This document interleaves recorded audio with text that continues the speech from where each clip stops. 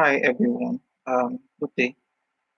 I My name is David. I'm taking the training today for service delivery excellence. Please, if you can hear me, kindly confirm. Just type I can hear you. So I'll be certain that the audio is perfectly working well from your end as well.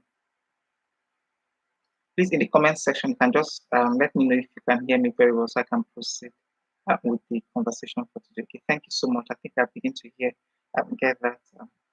All right. Okay. So this is more like a refresher class for those who missed out on the training that was done. It was practically done on Monday. So for us to give everyone a benefit of doubt, we're ensured that okay, we're going to retake the classes again to ensure every single person participates and they're able to take the assessments that was shared in the group. Of course, the other platforms that we have tried using have had some issues and were unable to one, the issues are that people who missed the class were unable to retake them. Then people who wanted to do the assessment or for them to be able to retake the classes was an issue. So the option opted to use the YouTube platform. That's why we're here, and that's why we're taking the classes again. So please ensure that you have your pen and your paper to take down the notes that are important. Remember, at the end of the day, from the updates that we're given, then there's the assessment will come in handy, and all of them is just to test the knowledge that was gained all through the learning exercise. Okay, so with that said, we just have barely an hour to ensure that all the content of the training is delivered. So let me just go into it right away. So today we're going to be considering service delivery excellence, and that's what doing right away. Okay, so and in this class, okay, my so in this particular session, we're going to consider details about service delivery itself and how they impact businesses and organizations. So among the content of what we're going to be talking about today, we're going to be focusing on the customer, um, customer, customer service and satisfaction, customer expectation, service delivery, then service delivery excellence. Remember I said earlier that this is more like a refresher one for those who actually missed out, or those who haven't taken the learning, who haven't taken the want to take the class, they can now take the knowledge access class again. Okay, so now that said, please let's just move straight because there's a whole lot to talk about. Let's just move straight to the part one of the training that talks about the customer. Remember, I said the five key things that are going to be five key aspects of this training that we're going to be talking about is the customer service and satisfaction, customer expectation, service delivery, and service delivery excellence. I'll take that again. So if you're taking notes, the key areas that we're going to be discussing is the customer, two, customer service and satisfaction, three, we're going to be talking about customer expectation, then four, we're going to be talking about service delivery, and finally, we're going to be talking about service delivery excellence, right? These are the key contents that we're going to be taking today. The customers, customer service and satisfaction, customer expectation, three, then fourth is service delivery, then the final on the list is service delivery excellence. So please let's start with the customer. Like with under the customer, of course, we're just going to consider about the customer and how we can engage with the customer. So now, who exactly is the customer? Or as a representative, we need to understand, have a perfect ideology or the right mindset of who the customer is for every of the products or the service for any of the organizations that we're posted to work with. Okay, so now the customer is anyone who sees value in the service or the product that the organization offers and they are willing to pay for it. So now, if someone sees value, anyone who sees value in the service or the product and pays for it is the customer. Once they are willing to pay for the product and they pay for it, actually they are customers of the organization. So practically that's anyone who sees value in the service and the product of the organization and they're willing to make payments for it, they're just the customers. And by this now, if we need to talk about the importance of customers, customers themselves are potential market influencers. They influence they're able to influence the decision of others, not just themselves, but others within their circle of influence. A practical example on that is if as a customer, if me as a customer, I walk into um, let's say I walk into an eatery and I use the services that I use the services, and at the end of the day, I feel satisfied about the level of customer experience that is being delivered there. Then I will go ahead and tell my friends. So have you seen? Have you visited this particular this latest tree? You should try it out. Like that's me advocating for them, and that's me influencing my circle of my circle of contacts, my friends, my family, my close associates, and telling them about places like that. For instance, if I meet with a new associate and they ask me, "Oh, where do you do it? Where do you take your lunch? What do you which of the places will you describe as the best place in town that I could go visit?" I'll just recommend them, right? So that makes me an influencer. I influence sales for those people. That's what the potential customer can do. So if I have a bad experience, that's vice versa. That's exactly what's going to happen. I'm going to discourage every other person because I'm going to tell them about my own experience, and they being afraid not to experience what I have had also experienced, they will definitely know what to go to those places. So that's how the customer can sway the opinion of other people towards patronizing the product or his service. Then also talk about the customers themselves. Their patronage to the organization actually provides the salary that we earn. At the end of the month, we have something to take home. We have something to take home because customers patronize. If there were no customers in the first instance, for the product or the service that we provide, then there's no salary for anyone, right? So the very essence why I, as a service representative, is in the organization is because there are customers to attend to, right? So it means I should be able to value the customer, no matter how troublesome they are, no matter how the baggages that they come with, right? So in fact, the troubles that they bring are actually good ones because they pay for us to resolve all those issues and to resolve the troubles or the challenges that they face. So that's exactly what we're talking about here. So now I will go out to talk about. I've already made mention of customers that customers are free marketing tools and customers are also referrals. They also provide basic feedback for improvement. Now, that's what one of the major things I also want you to take note of. Customers provide feedback for improvement and innovation. Now, if as a customer, for instance, I independently outside of the I had to conduct research for the organization, so I reached out to another organization, and I found out that uh, they had no there was something about their contact points where people who required information could reach out to. So I made some recommendations to the executive that I was in contact with yesterday, and I said, what if you do it this way? What if you set up a direct contact point where people can reach out and get information, right? So that was the feedback that I was giving, right? Even though that I was just new to the organization, I just noticed that, and I was saying that this is not so good because if everybody have to call this particular line, and it's of course, you who is currently attending to this, you're overly busy already, so you will not be able to attend or reply to all the messages. So that's a shortfall for the organization. So and that suggestion or that opinion was welcome because why?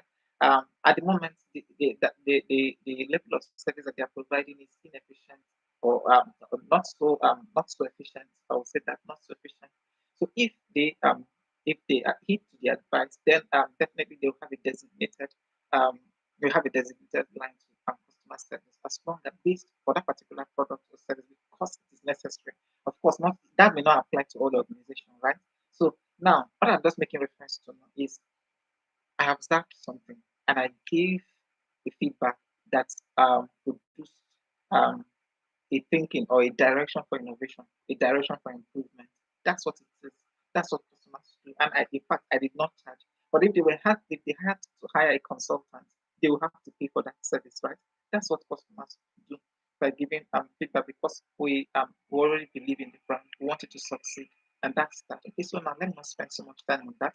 Let's go ahead to talk about how do we, as representatives of the organization. Now, how are you going to be referring with customers? How are you going to engage customers in line with your duty and in line with standards?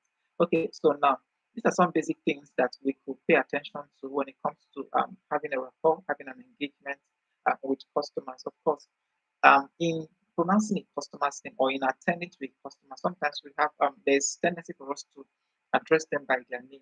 Remember that this part of the world where respect is very, very much where not just respect, I mean culture plays a whole lot of role in perception and in reception as well. So we need to be very much careful and cautious with addressing people. So now, when addressing a customer, of course, if they advance, we definitely addressing them by their name or by their first name will definitely seem somewhat disrespectful. So we might call address them by their surname, Mr. XYZ or Mrs. This, right? Address them by their surname, Mrs. This or Mr. XYZ. So if their surname is Brown, so say Mr. Brown or Mrs. Brown, right? So not particularly their first name. Okay, so that said, then we'll go ahead. When you are to introduce, when you're to engage with the customer, always ensure that you're going to introduce yourself. Who are you? So you let them understand who they are discussing with. More importantly, if that's not pronounced, okay, I am this, right? I am the customer service representative for the organization. So this is exactly what I'm to do for you, right? So you're like introducing yourself to that particular customer. Now, remember that this particular this line that we're considering is not like a one size fits all. Now, this particularly in a situation where for instance, there are no name tags or you have to the introduction is done consistently, not like it's normal service desk. This is you reaching out to customers or customers reaching out to you for the first time, right? So they don't know who you are. You are introducing yourself. Now, of course, when you have to interact with them, you have to be genuine, you have to be authentic, and also ask for customers' welfare. Now, this is more like you're having a really trying to build a business relationship with the customer so that they get to relax and provide the basic details that you require to serve that particular customer right. Then active listening when you're discussing or having a conversation. Once you engage with the customer, ensure that you're listening actively, you're responding to questions. When you ask questions, you're listening. When they're asking questions, you're also listening. Then when they ask questions, you're responding adequately. And you're not just following a particular line of script like get back to. So all those should not be done. Be much more empathetic. Just put yourself in their shoes and deal particularly well with such customer. Then, of course, when it comes to a very angry customer, always allow them as long as they are dissatisfied and they are bent on expressing their feelings or their emotions with regards to whatever service or service failure that they have experienced, allow them vent freely, do not interrupt them, allow them just vent so that you can practically understand what the problem is and how to resolve such issue. Okay, then always remember to mirror the customer's behavior and show empathy where required. Then at the end of the day, when you're solving an issue, when you want to solve an issue for the customer, ensure that you are able to you reconfirm what the issue is. So now you've listened practically well. Before you go ahead to begin to offer solutions, you want to reconfirm that you heard right and that you understood right what the complaints are actually. Okay, that said, um, in a summary, so the engagement rules remain what? Active listening, polite questioning, paying attention to non-verbal cues, and confirming requests before processing. Of course, when we are attending to them, we have to, when we talk about active listening, we are responding to questions, we're answering questions. So it's more like a two-way thing. Remember, we talked about all this recently. So that said, now, when it, for every customer who walks into the organization, there are basic things that they want you to do for them, which is they want you to listen to them, they want you to understand them, they want you to question them politely. So I'm going to take that again. So they want you to listen to them, they want you to understand them, they want you to question them politely, they want you to know their needs. Of course, they want you to know their needs. That's why they're there so that you can provide a solution. Then they want you to also treat their request with respect, such that it's not that they walk away and just drop their request. So you tell them that the request to be treated within 24 hours, and after 48 hours or after 72 hours, it's still yet unattended to, or it's just dropped somewhere else, anywhere. Now, still on treating customers' requests with respect. Now, I want to buttress or shed more light with that. Now, treating customers' requests with respect. Take, for instance, customers how to fill forms and in order to resolve a particular issue. That form that they fill contains the critical information, right? As a customer service representative, you are dealing with key customer data, and you have to be very much careful with managing data. Of course, these are some of the trainings also that will come in handy from time to time. So you have to be very much careful with treating data. So it means if even after if for the documents that are not going to be filed, that are going to be discarded, they have to be properly shredded, right? So that's treating that particular customer documentation or the documentation of their request with respect. So it's not something that just be dropped into the trash can, and by the time it is disposed, the information is flying everywhere, right? Of course, there's a shredder. Always use a shredder to shred every single detail that of records that needs to be discarded. Then we go ahead to talk about answering and resolving reported complaints. So if there are reported complaints, always ensure that those complaints are practically resolved within an allotted time or within a resolution time. Now, if there's a practical resolution time or it's not like a standard resolution time by the organization, take for instance within 24 hours, let it be within 24 hours, let it not exceed 24 hours. So let 24 hours be 24 hours. Anything outside of 24 hours, it means that we have to reach out to the customer to renegotiate the resolution time again, of course, giving them a heads up about what has been done and what is remaining, right? The remaining things that needs to be resolved. So at least they know that these are the progress that has been made, and we can go ahead to sort the remaining. Okay, then finally on the list. So of course we're going to help them, assist them through the issue resolution pathway. So now, if it's like a sales service that are things that needs to be resolved, it means that we're going to have to guide the customer. So in a place where we have to guide them, then we guide them. But of course, there are some things that do not require or some level of guidance that needs to be provided. So where the rules based for which of the options that we find ourselves, based on the rules, we ensure that we follow the due process, that issue resolution pathway that have been assigned to us. Okay, so continuing with what the customers want, of course, generally customers want want you to be authentic, and they want you to keep the promise. They want you to remain consistent with the standard of service and delivery that has been set by the organization.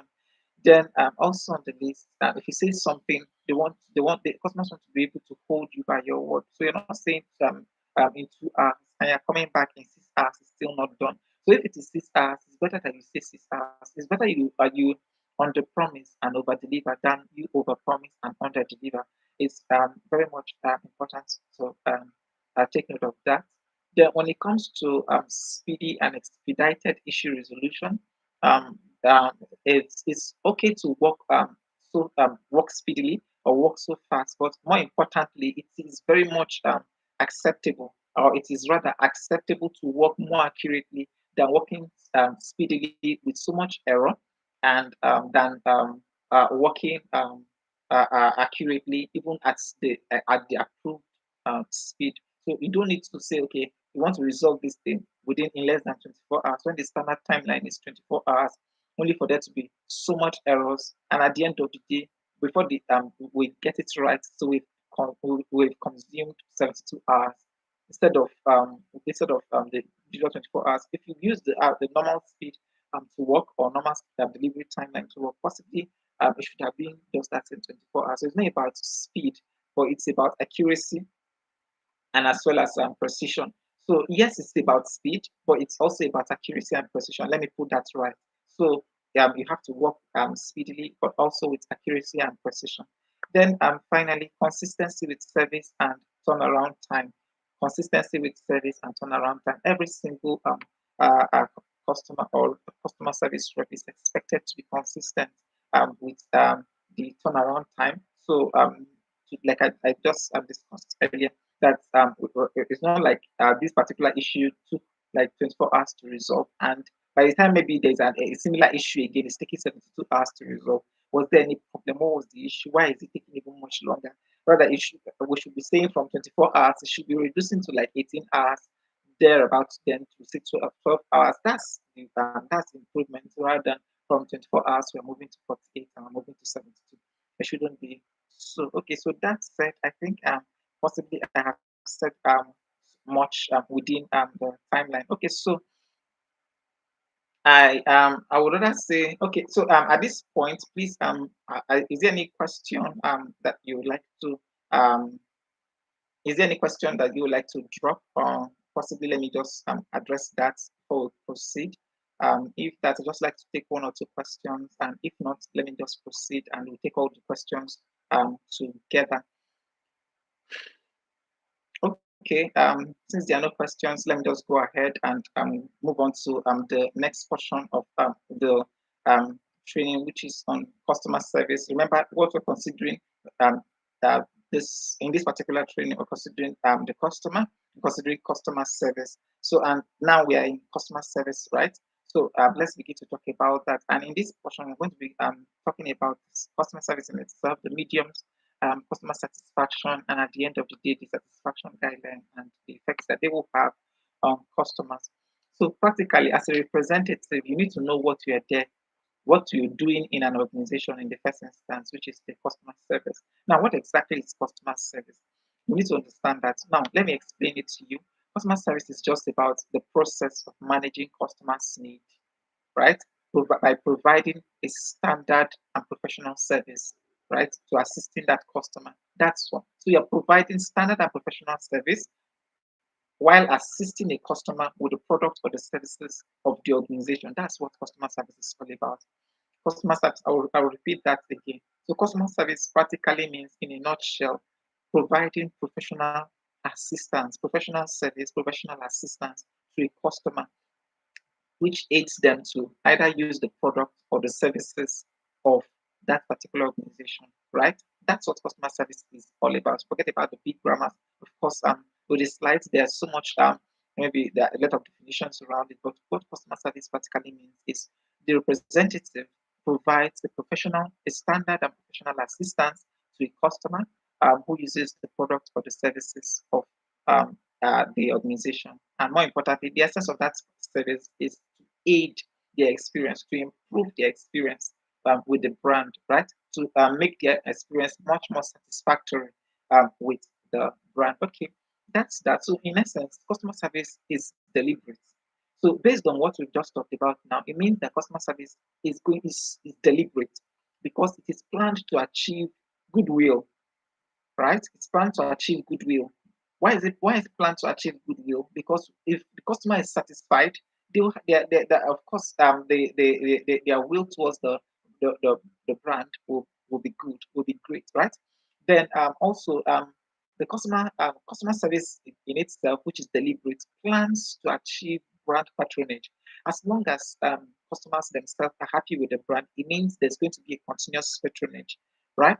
That's that. Then there's a repeat purchase from time. So if they patronize for the first time, then there's going to be a repeat purchase. We've seen people who said, the first time I used that particular case, I just do not like what the level of service. I will not use that again. Right? That's what we're talking about. Yes, they patronize, but are they coming back?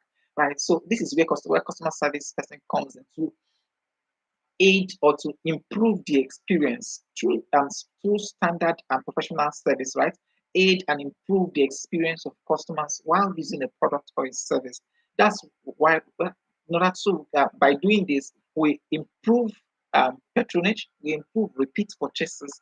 Then we also encourage customers, of course, through in customer service. That's where we can help to cross sell, upsell, right? So it increase spending as well, right? If we get acts right, of course, it will increase spending, non-stop usage of the brand. It's going to also increase brand advocacy because if the customer is practically happy, right, with their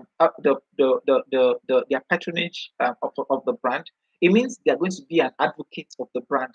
If there's a crisis tomorrow with the brand, you have people who are going to come and say, oh, maybe somebody is accusing the brand of terrible customer service. Other people who have had good experiences or great experiences with the brand will also come out and testify.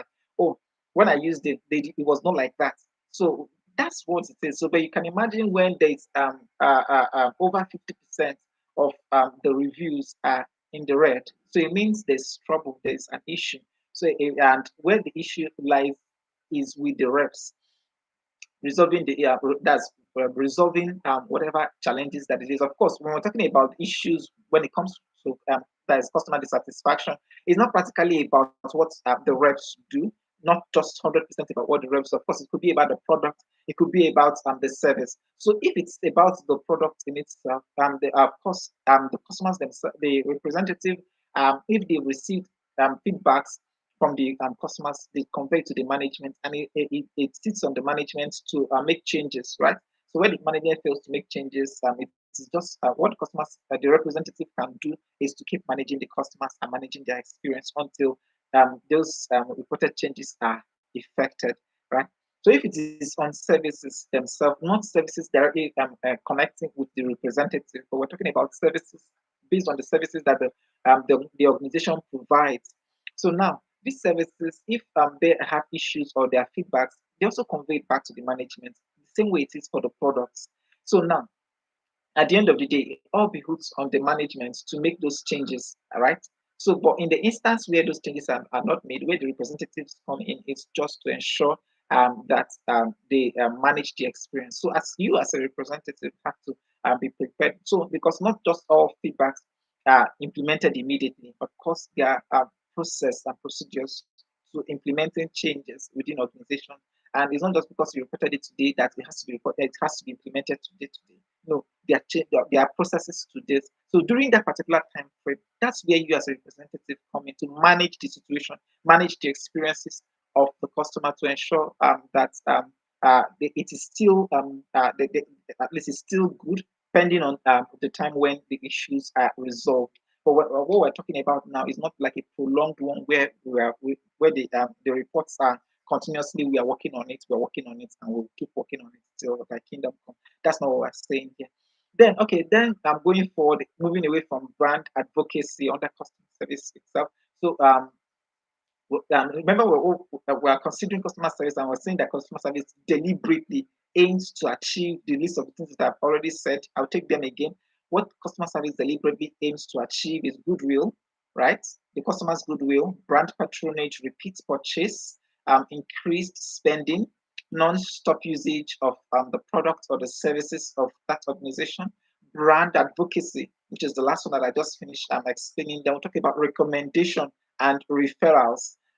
Earlier, I talked about recommendation and referrals, where a satisfied customer does that without even being, sometimes without knowing it, or even without being paid for it. Of course, they're not paid, but they influence their circle of their circle of contact, their friends, their families, about to make decisions, purchase decisions about a particular brand or about a particular product. Say, try this, try that. That's more like that influence that we're talking about. So that's what customer service is deliberately planned to achieve. Okay, that said, we spent much time already on this.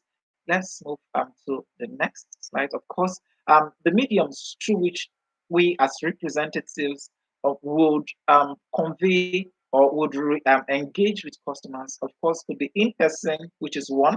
Now, we're considering the mediums here. So the mediums where this customer service could be is practically delivered from is delivered through is in person. So customers can walk into the organizations and we attend to them in person, resolve the issues that they require. Then we talk about chats. It could be via live chats. Like we have different chats and mediums today where we could chat through with customers themselves and resolve whatever issues that they have emails which have been in existence for a very long time now. Then there are phone calls, telephone calls, where calls come in, and we provide excellent customer service, professional assistance.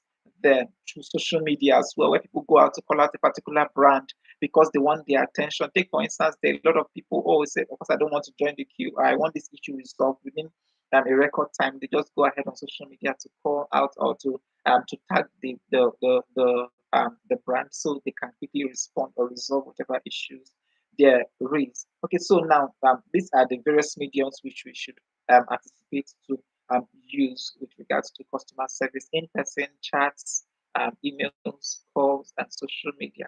Right. That said, let's move on to talk about customer service. So with customer service comes customer satisfaction, right? So if the customer service is great, the customer is satisfied. If customer service is below average, then the customer is dissatisfied. So now, when do we say that the customer is satisfied, right? This brings us to the issue or to the subject of customer satisfaction. Now, customer satisfaction is the adequate fulfillment of the customer's need, the promise, or the adequate fulfillment of the promise that a brand has made, or the adequate fulfillment of a customer's desire, what a customer wants, right? This is what brings about customer satisfaction.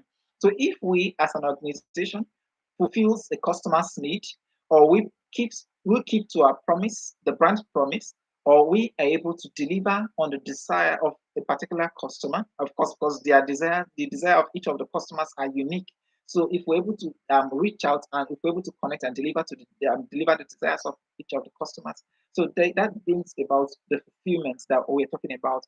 So that customer satisfaction is practically the fulfillment derived from meeting the customer's need, keeping to promises, and as well as fulfilling the customer's desire. So it's just a pleasure or gratification that they derive from that fulfillment.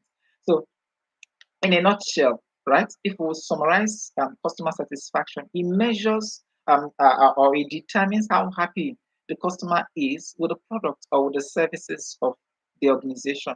So that's what customer satisfaction does. It's a measurement of how happy customers are with the organization. They are happy because we're able to keep to our promise. We're able to deliver. We're able to deliver on the customer's need. We're able to deliver on their desire as well. So, okay, that said, you can go ahead to discuss about the guide to ensure that we meet consistently or we keep consistently meeting the satisfaction score of the organization with regards to customer service. Of course, when it comes to that, one on the list is treating customers' request with respect and resolving their issues in time.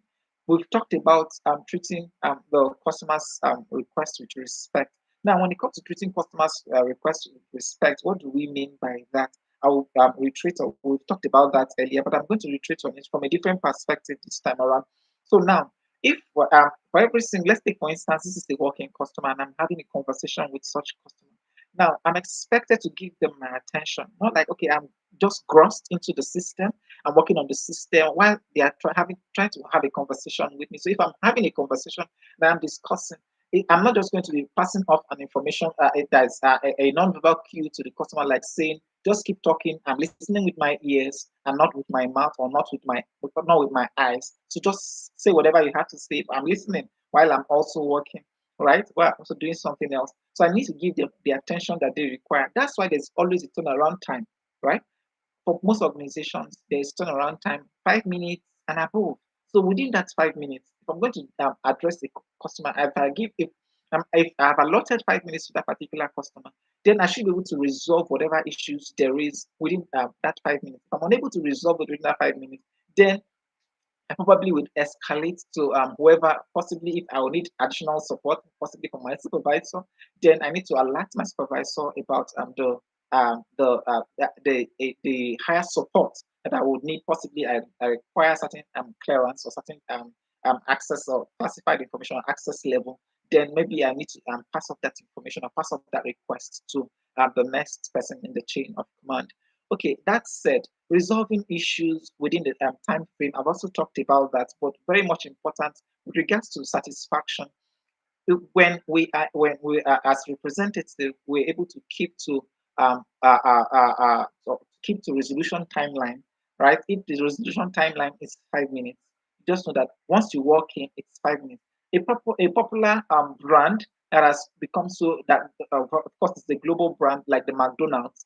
When we talk about the fries, where we just walk in, we ensure that okay, that this particular thing, of course, when we the franchise here across that's on this side of the continent, where we have the products already prepared. So you just walk in, you know that okay, in less than 5 minutes, you're going to be attended to, and you just walk away. That's one of the legacies with which they have established for themselves. In less than 5 minutes, you're attended to. So except for of course, there are places where there are some places where issues around could make cause some delays. But when the standard is 5 minutes, you just know that you're walking into this particular place, and in 5 minutes you are attended to and you walk away. So you just know that in 5 minutes your order is done and delivered. That's what it is. So that has to be there's consistency. So as representative, your duty is to ensure that that resolution timeline that has been set by the organization, you have to be consistent with it. Just like with us, within the resolution timeline, 24 hours for the issues. Of course, for they have practically different issues, and there's a resolution timeline for each of the issues we have with us. So you're expected to work within that particular issue resolution timeline and deliver on that. Of course, when we talk about the customer satisfaction score, if the issues are delivered, yes, they might be resolved. Take, for instance, issues is supposed to be resolved within 24 hours. Even though they might be resolved, but they are resolved within 72 hours, that's a red flag, right? That's not showing the level of expertise and professionalism that is required of you as a staff. Of course, it's going to impact your KPI. You don't want that to impact it negatively. You want to do things that will impact our KPI positively. So now, if we are going to handle issues with resolving customer complaints, it means that we should be able to beat beat the timeline. If it is 24 hours, let it be 24 hours max, and or something below 24 hours. That's it. As long as it is accurate, it is precise, and also within the timeline. That's how it ought to be. And if it is within 3 hours, within 6 hours, within 1 hour, within 5 minutes, just stay within the particular timeline for that particular for the specified or the specific issue to be resolved. Then, second on the list is requesting feedback. Now, to ensure that we are keeping to satisfaction, it's imperative that we get feedbacks, right? We want to understand how customers feel or how they and some of these feedbacks, of course, they come through surveys. They might be implemented through you as representative, or sometimes it's implemented through the supervisors. So now, if it's not implemented through if it's implemented through your supervisors, where of course surveys are sent out to the customers for them to be able to share their experience. This time around, most organizations now use technology to drive feedback. For us here, we use technology to drive the feedback gathering, where the customers themselves or those who have used the product and the services of the organization share their experiences directly. So they could rate a customer's experience, they could rate a representative. There's a level of service that they got from a particular representative. So they could rate it. Of course, it's a rating of 1 to 5. Of course, so if and in the, of course, where 1 is poor and 5 is excellent. So at the end of the day, you want the customer to give you a good rating. So remember that there's going to be a feedback gathering, and while you are at it, that we talked earlier about when it comes to satisfying the satisfaction of a customer, listening and understanding the customer's need is very much important. Now we listen to understand, right? We're not just listening to respond. That's very much important as representative. We're listening to understand and not listening to respond. So this gives us a better approach to customer service. Then finally, well, remember that when it comes to customer satisfaction, educating the customer and assisting them through issue resolution pathway is very much important. Now, when we talk about educating customers, of course, we know that customers themselves are individuals, they are people. And when we mean people and individuals here, what do we mean? We mean that as individuals, we have a capacity to learn, to assimilate easily, or to find a way around something. Some people are very smart with finding their ways around something. So, as a representative, we have this mindset needs to be very clear, which it should be at the back of our mind that not everyone is able to find their way around some certain things, certain issues so fast. And for some people, it needs to be repeated over and over again. So that kind of or that behavior or that look of how many times do I have to explain this or that feeling of disgust it should in no way find itself near any representative. In fact, their ability to come to us to resolve their issues practically means that we are serving them better. That we're also going to remain in business, right? So because if everyone should be very much like should be genius and they could just resolve their issues by themselves, then there will be no issues to resolve as representative, and our places will definitely not be there in the first instance, right? So because the customer needs to be educated, needs to be guided, needs to be assisted through resolution pathway or through in fact through the entire service chain on its own, it means that of course we have our jobs, and it means that we mean that we can work and we can continue working. I think that communication is very clear, and we should be able to get what I mean there. Very much important. So our place is secure, of course, when we know that we are there to educate customers, we are there to guide them, and each individual has their speed with learning, speed with of course their degree to smartness and the rest of that. So at the end of the day, we know that the key things like here, I'm going to take them. The three key things I've just talked about here is about treating customers' requests with respect and resolution and resolving their complaints. So even if we're treating their requests, we need to ensure that we follow it to the end, which is resolution. Then secondly, we talked about feedbacks. We need to know that feedbacks are going to be gathered. So at the end of the day, let's be careful about a relationship or whatever it is that we how we handle um, handle customer needs and issues. Then thirdly, we talked about educating customers for to use a particular product or service of the organization. Now, the effect when we are able to satisfy a customer, let's consider what effects will it have on the customer. So if we provide excellent service to customers, it means one of the key things that we're going to be that would be paramount is the customer's loyalty.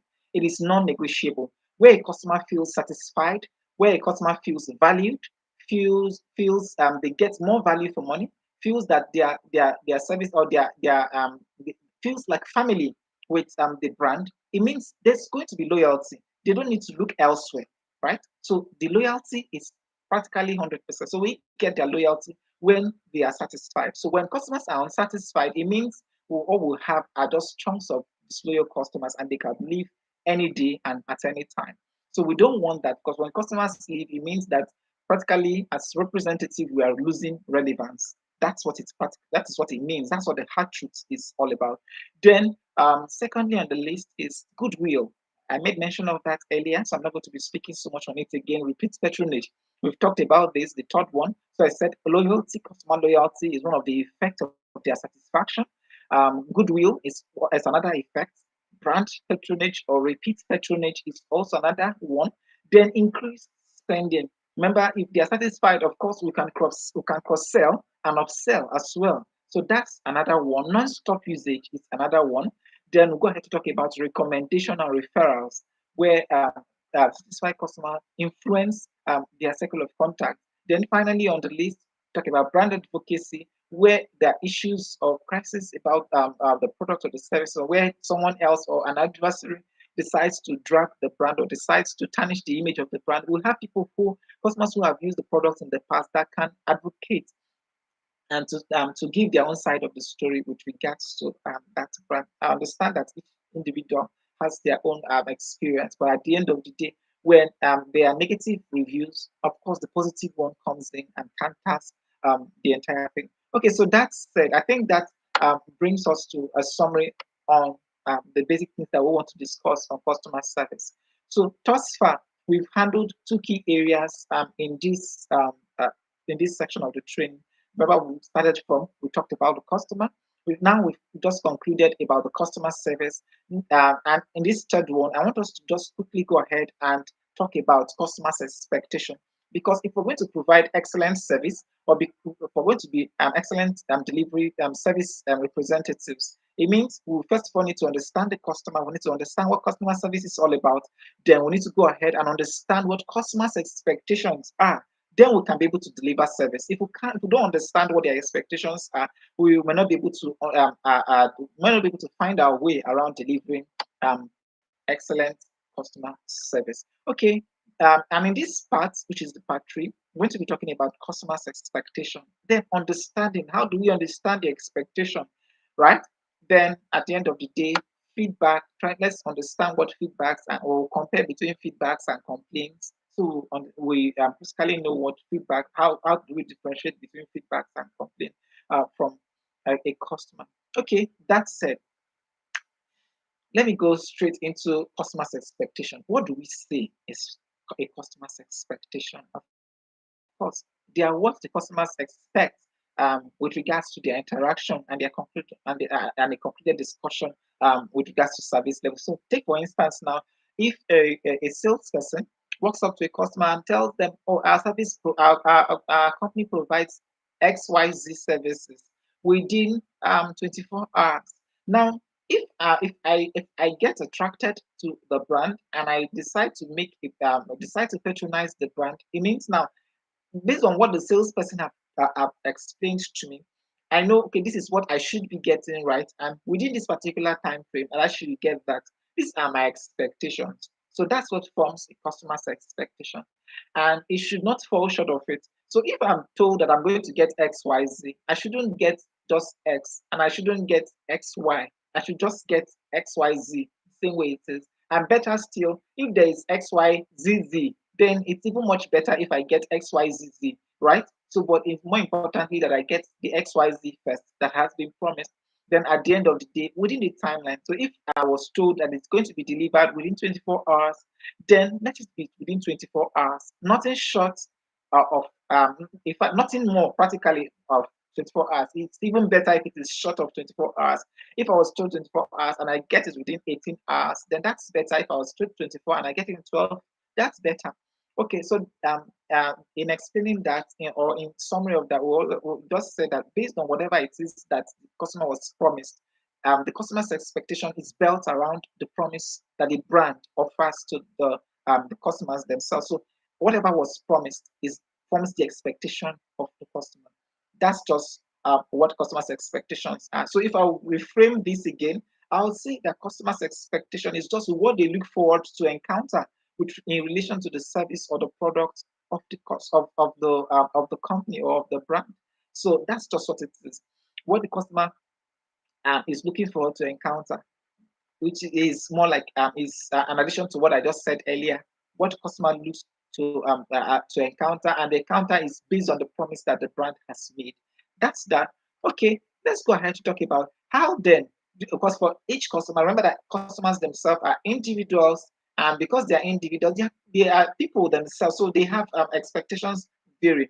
Now, it's very much important for us to also buttress here that because customers are people and people have perspectives. So let's say, as a sales representative, A was said, I said A, B, C, or X, Y, Z to a customer.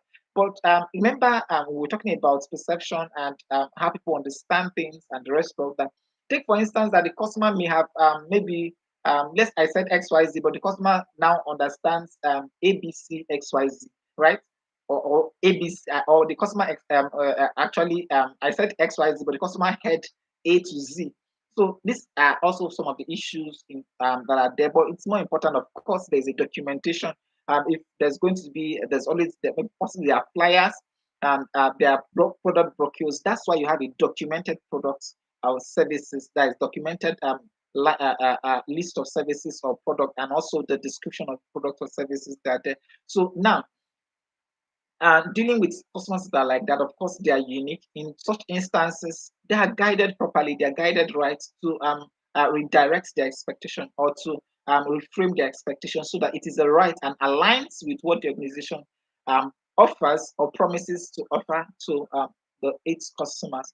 That's exactly what it is. Remember, that's I just made mention to all this. Now, how do we even understand their expectations in the first instance? Take for instance, we'll have someone after the sales team has gone out to push through, and at the end of the day, possibly we have customers, maybe they decide to now walk into the organization to see for themselves, or instead of approaching the salesperson who or the relationship officer who has reached out to them. Of course, they meet with us, the representative. So now the representative, now you as a representative, how do you understand? How do you get to understand the promise or the conversation that has transpired when you were not there? One of them is going to be what active listening, like we've been discussing earlier. So through active listening, I'll take these are key three things that can be used to deduce or to understand a customer's expectation very well. Now, one of them is active listening. Second on the list is questioning.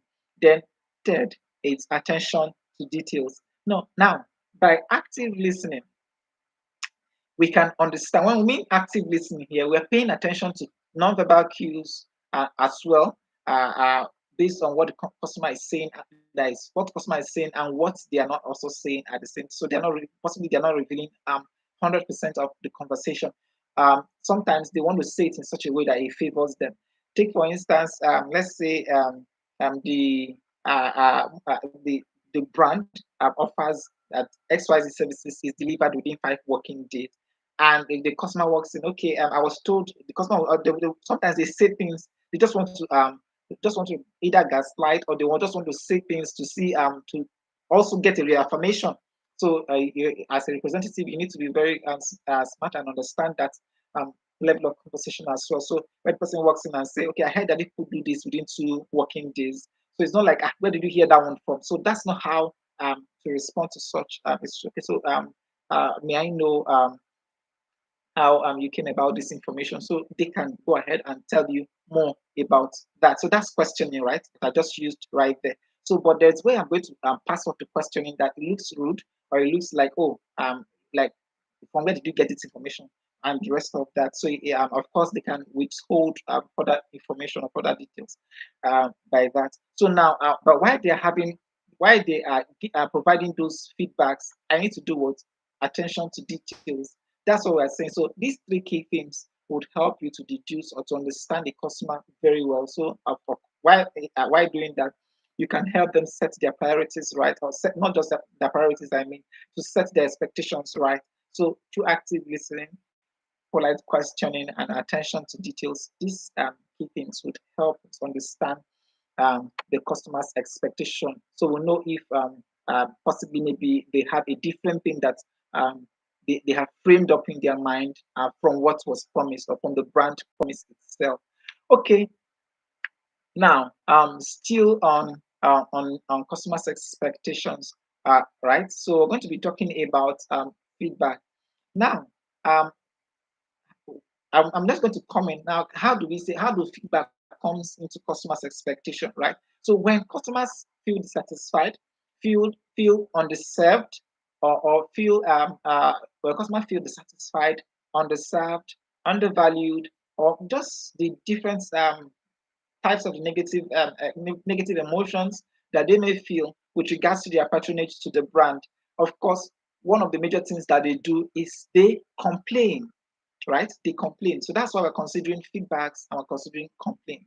So now, when it comes to feedback, of course, when customers also observe things or ways with which they feel that they can be better served, so what they do is that they provide feedbacks. So that's the difference here: the feedback and the complaint. The complaint stems from on the service, comes from dissatisfaction. So this comes from negative emotions. So, but the feedback come from a place of possibly optimism and opinions about how processes can be improved, about how better innovations can help them get better services from the brand or from the organization. So these are the two major differences. So now let us consider some more details about feedbacks, customer feedbacks, and customer complaints. So the order this would help us understand better as well. So like I just gave in a nutshell what the customer feedbacks look like and the customer's complaint looks like. So under feedbacks, of course, customers will always provide honest opinion, and that opinion is designed around um, but of course, it's honest, yes, but not entirely selfish because even though it helps them get better services, but it also helps the organization improve on the quality or the level of its excellence, right? So that's what. So it's a two-way thing. That's why we're not saying it's like a selfish one, because it does not only serve them, but it also serves the organization in improving their ranking, improving their service excellence, and as well as improving their outlook as a brand. Then, of course, secondly on the list, it gives suggestion on specific concerns. Like I made mention in the entry session, that's in the entry of this training, about certain research I was conducting prior yesterday, and I had to speak to a business executive with regards to um, my findings or my concerns about their own level of, or about their service, about their own level of service. So, and it was welcomed, and they opted to do something about that. That's a specific concern that I noticed about their service center, and I think okay, it should what should be done. I gave a recommendation, and they bought into it. Of course, it was practically free, which if they had consulted, and they would definitely be making payments for that. Okay, then now we'll still talk about feedbacks. Of course, feedbacks are also critical assessments on an activity of an activity, practically of an activity, a process, or a result. So now, take for instance, as a representative, we provide service to the customer, and the customer is giving a feedback. Oh, I think you're very slow with the way you are handling this request, right? That's a feedback. That's not a complaint. They're giving you a feedback that I think you're very slow. I think you're not doing this thing fast. So it's not for you to pick offense. Why, like, okay, can you like you have a lot of people who are called uncultured, possibly maybe if you experience people where you give feedback and they get angry, say, come and do it yourself, something like that. So that's not going to be your response. So because it's a feedback, if you're told that you're slow, how many people have told you that you are slow on with regards to providing a particular service? So now, as a representative, if over 25 people out of 100 have told you, out of 100 requests that you processed, in-person requests, people working, out of 25 people on a regular tells you this, that's 25% for crying out loud, and it's too much. So it's a red flag, and we should of course it requires attention. So now it's coming to you, and because it's coming to you, you should appreciate it as a representative, take it into consideration, and make good use of it. Now, make good use of it. What does it mean? If you're going to take classes, if you're going to take courses, if you're going to whatever it is that you require for personal improvement, do that. Don't, not until you get a memo, not until you get a memo from your supervisor, or you get some feedbacks from your KPIs, performance feedback from your KPI. That's, you don't want that yet, because that's going to be documented and your files are going to be copied. You don't want such situations. You don't want it to get to that level. So at that particular stage, because it's coming to you directly, that's the opportunity to make what improvement, improve on it. If you're doing excellently well, by the time you're done assisting or providing an assistance to a customer, what you get is thank you so much. I'm so happy about that. And oftentimes, if you possibly maybe you might also have experienced, or you might also have had certain experiences where if you visit certain branches of maybe let's say you visit certain branches for a particular product or a service, there's this representative that you want, your preferred person that you want to always to attend to you, and sometimes they are attached to, because of they are attached to efficiency. That preference is always based on efficiency. So, okay, or based on not when we're talking about efficiency, we're also talking about relationship, customer relations, how they relate, how that representative relates with customers. Um, Take for instance, if you walk into a branch and you have a smiling person, someone who is welcoming, who is forthcoming, and you have someone who is always frowning, someone who is unwilling to attend or willing to work or willing to serve customers. Where you see much of the queue, people will always want to be attended to by the person who is forthcoming, who is welcoming, right? And everyone is just trying to stay away from the other particular one who has the negative energy. So that said, what does it practically imply? It means that it's just going to be a matter of time. The representative with the negative energy will just have to leave the organization, because the action is not going to. They are not paying you there. They are not paying you just to come and sit and warm the chair. No, they are not paying you in order to overburden the one who is forthcoming. So if the supervisor is seeing this, of course, that's where you get memos. Because if why are the queue why is everyone queuing in this particular person that's just to be served by a particular representative? What happens to that representative? Something is wrong. So by the time investigations are conducted and it falls on the behaviors, it falls on the character of that representative, then there's an issue. That's where memos start flying around. We don't want to get to that particular stage. Okay, that said, let's quickly go ahead to the next one. Preventing, of course, preventing product or product crisis or brand crisis. We've already talked about that earlier. So, what feedbacks we always do are these things that we just mentioned now, and I think it's very much clear now what feedback does. That's about customers' feedback. Now, let's quickly consider the complaints so we can end up this particular session. So what the customer complains now? Remember we talked about that complaint. The customer complaint stems from the place of dissatisfaction. The customers themselves are dissatisfied in the first instance. That's why they are complaining. Then we'll talk about that the complaint is an expression of pain, a dissatisfaction on a specific concern, an expression of resenting feelings. Then also it stems from unresolved grievance. So these are what the characteristics of customer complaints, because it's coming from a place of dissatisfaction of a specific concern. We reported this complaint. It's still just like that. People are not making improvements, or the representative is not improving on it, so it becomes a complaint. Then talking about a feeling of resentment, of course, it begins to grow into a resenting feeling. What, of course, that's what leads to people trying to walk away from a particular representative. And everybody wants to be attended to by a different representative, away from the one who is unwelcoming and unwilling to serve the customers. Okay, that brings us to a summary on this one. So that said, we've considered the customer. Now we've also considered customer service, and we've just concluded customer expectation. Right? These are the key three things that we've just considered thus far. And we are running so much out of time. I want us to just quickly progress to the fourth one, so which is on service delivery. So now let's quickly consider service delivery. We barely have a few minutes to round that up. So now, service delivery is practically an act of providing value through that is through service to a customer. So now, considering it as a from the perspective of a representative. So now, what exactly do we say is service delivery as a representative? Now, you as a representative, you have been employed by the organization to, or you'll be employed by the organization to service, provide value. Sorry, provide value through service, or provide value in service to the customer. So what you're doing is that you're providing value. What value are you providing? That's assistance.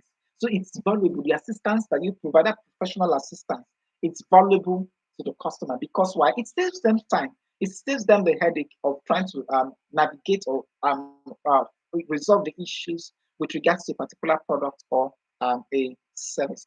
So that's just what we were saying here. Service delivery with regards to you as a representative is just you providing valuable assistance to the customer. So that's where service delivery comes in as that's with regards to a customer service representative. So now, in providing services, there are two key things that will happen to a customer. So it's either the customer stays or the customer walks away. Remember that we just concluded the part from the customer's expectation. We just talked about we just had to comparison about a welcoming and a non-welcoming representative. A welcoming representative versus a non-welcoming representative. When we have a customer walk away from a representative in the first instance, oftentimes there are a lot of issues around this that we just talked about. Maybe character issues, character flaws, frustrating processes. More like, okay, you have to. I'm just trying to. Okay, I'm giving them one at a time, so you can just list them out, which is character issues or character flaws from the service representative. Then rigorous frustrating processes. Why? Okay, you tell the customer, okay, you go to the first floor. When you're done for the first floor, go to the second floor, locate this desk, locate the other one. When you're done with that particular person, go to, like, it is just why all this, right? Every single person that if you put yourself in their shoes, you just don't want to go through that. So you best it's best how the customer can be served. If it requires a process review, why not suggest that to your supervisors? Possibly maybe if the process in itself is rigorous for the customers.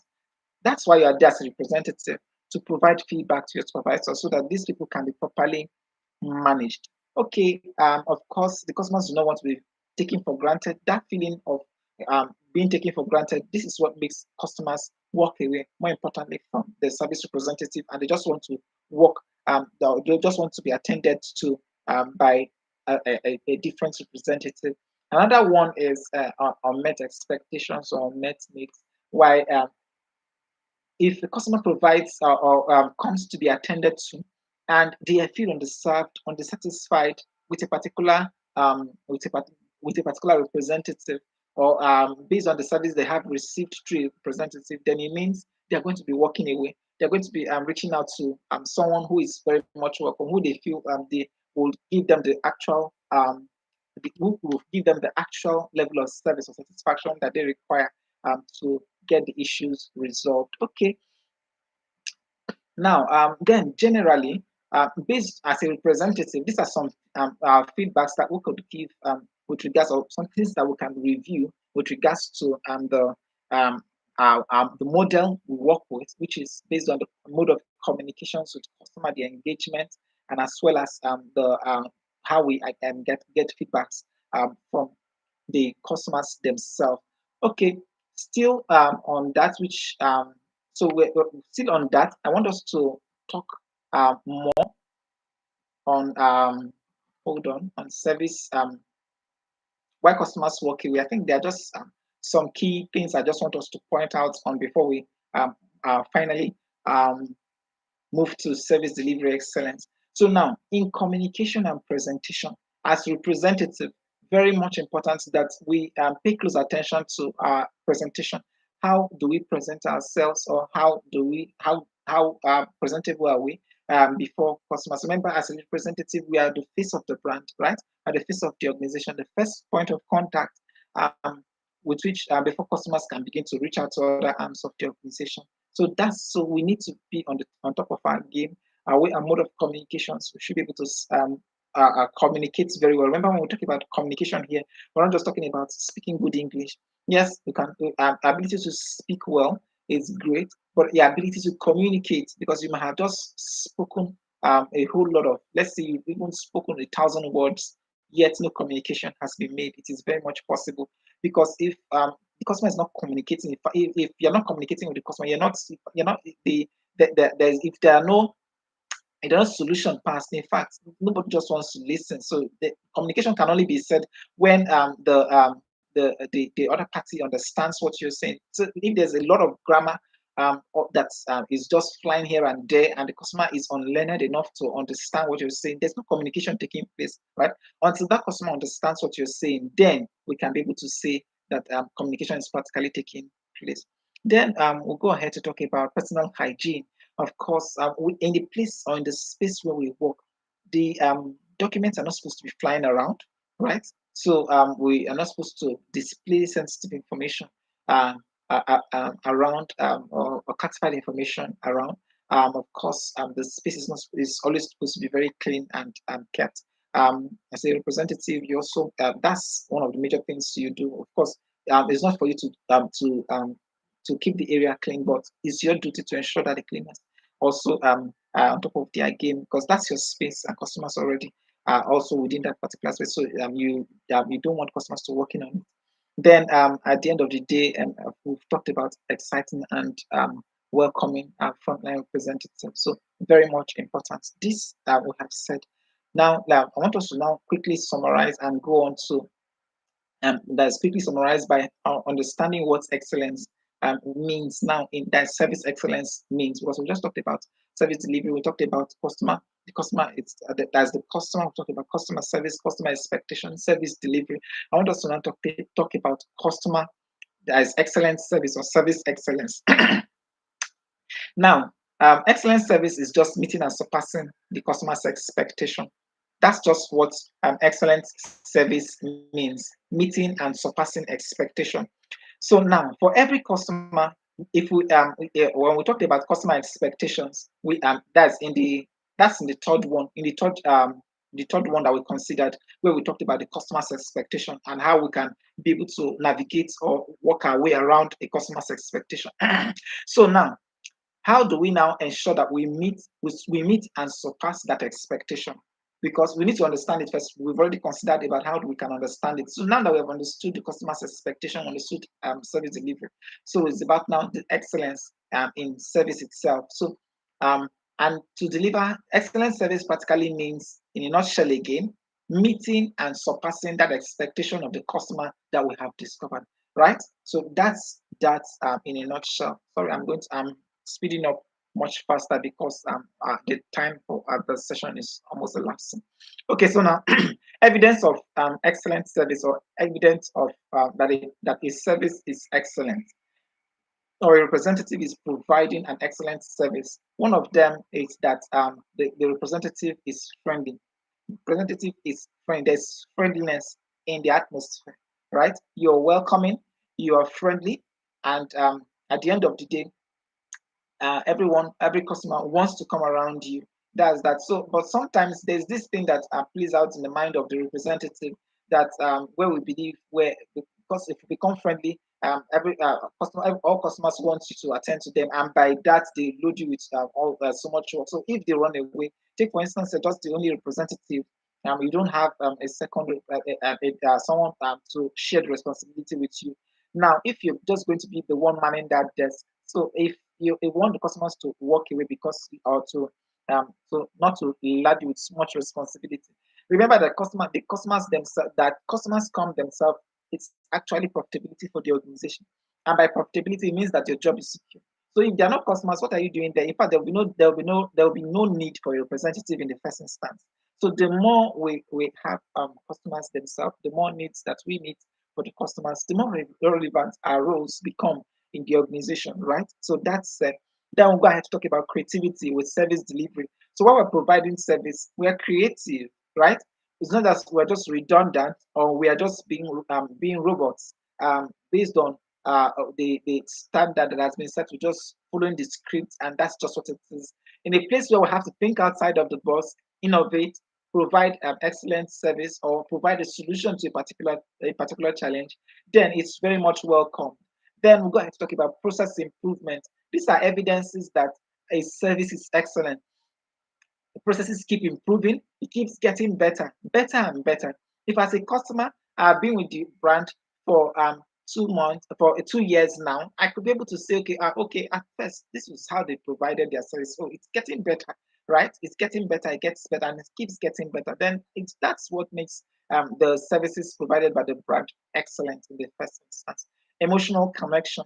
Of course, where customers are happy, they identify with the brand, they see themselves as part of the family, part of the brand family, or part and parcel of the organization. So it means that at the end of the day, as representative, we see customers, or every single thing that we do, we are customer centric, right? As representative, we understand that the customer is the reason why we are here. So without the customer, we have no place here in the first instance. So it means that, in a nutshell, I'll take these 6 points again, that the evidence of excellent service is customer centric, right? That whatever we are doing, everything we our thoughts, whatever we are doing, we are putting the customers first.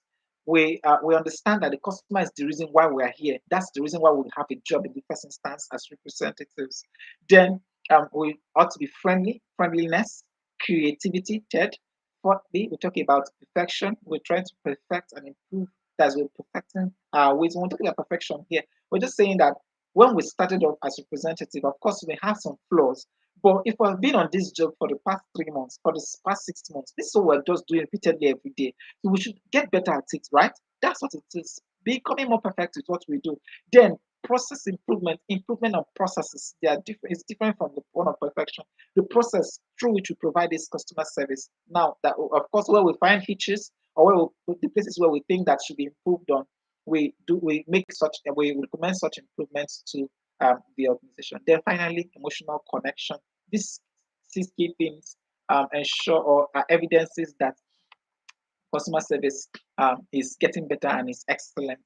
Then, of course, with this, it depicts that for every person or for the organization themselves, or if we're going to rephrase all that we have said as an organization, we need to ensure that that there's as a representative, we are customer centric, we are friendly, we're creative, we strive towards perfection, then we improve processes, then finally we do our emotional connection. Now let's talk about our persona, right? This brings us to the final ending part of the that's the ending part of this training, which is about our persona. So now, as a representative, these are some key things that we need to talk, because this forms part of our excellence, right? So the services are excellent. Everything that we do, of course, we're not excluding ourselves and our conduct, our character. We're not excluding that. So that's what let's just consider. What things can we do that either mar the excellent service that we're trying to provide, or that will, in one way or the other, sabotage the efforts that we are putting in place to ensure that the service is excellent and the person starts. Now, appropriate dress sense is very much important. We need to have a good dress sense in relation to the work we do, right? Then, secondly on the list is no eating, no snacking, no chewing of gum while in work, while at work, while in service. So it's uncultured to eat right in front of a customer, or to be snacking right in front of a customer, or chewing gum right in front of a customer. So that's unprofessional in the first instance, and it's a no-no. Then office gossip and slandering. So this should be far away from you. People leaving their desk to either come and gist with you while you are attending to customers, or you're engaging in conversation. Take for instance, you're up to 3 or 4 representatives and you're busy gisting about someone else, or slandering somebody else. Someone is slandering somebody amongst that's the group of people here there. So you can imagine, so such should not even be happening in the first instance, because there are there's external people who are there, and they are not within the organization, so they shouldn't be about the business of the organization. Now, another one is customers, people that's a representative engaging in tarnishing the image, or speaking ill about a particular customer. So on no circumstance should it even happen in the first instance that a representative will pick up a customer and begin to slander that customer. It should not even happen in the first instance, right? That's particularly wrong and unethical to take place in the first instance. Then fourth on the list is walking around endlessly. So there should not be walking around endlessly, where you're running to a photocopy, you're running to this particular place, you're going to go and get stationery before you resume for the day. Every single thing that you require should be in place. You should have checked everything. It should be in place. You're not going here to go and file. You're not going there to go and look for stapler. You're not good like as though there's some level of uncoordination. It shouldn't even happen in the first instance. Screaming and shouting, calling out. Maybe you just want to you're trying to reach out there, shout. There's noisy. That the environment becomes noisy. These things should not. Of course, this are more like we're trying to build a very great persona for ourselves as representatives. Then finally, when we have to discuss with the customer, we talked about this earlier. When we have to engage in conversation, we need to pay close attention. Look at the person you're just having a conversation with, and not be glued to the screen while you are trying to attend to them. Okay, that's I think all this we have said, we've said so much, or we've said so much practically, and it brings us to the end of this session. So we've said a lot already, and at this time, I want us to begin to take questions. So I'm going to just bring out a few minutes to take questions, so we can end this session. Please go ahead and ask your questions. I'll just take just 2 questions. Go ahead. I have in the next. Go ahead and ask your question. Just type it out in the chat. I'm going to read it and take that. I think I have 2 minutes left. Without any question, we'll have to bring this session to a close, because I'll be taking on the other classes. There's the upcoming class um, in the next 10 minutes. Okay, I think there are no questions. Please, let's just come. Okay, someone says they have a question. Okay, Now, questions that we have are in relation to the what has been taught. Okay, now someone is just asking about the material. Okay, there's no approval to share the material thus far. So all that the approval that we have thus far is about delivering this training. But when it comes to the material, there is no approval to disseminate the material. So we expected that you should have taken notes while the training is ongoing.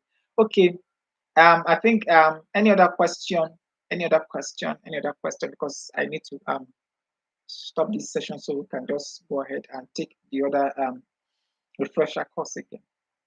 Okay, I think that's it because we barely have any other time. So I'll just be ending this session right now, and I believe the the learning assessments, the knowledge assessment link also we dropped in the group again, possibly later today, so that everyone who are able to participate should be able to go ahead and take their learning assessment so we can proceed to the next stage. Okay, that said, brings us to the end of this session. Please and thank you so much for your time, and we'll come to a close on this. Okay.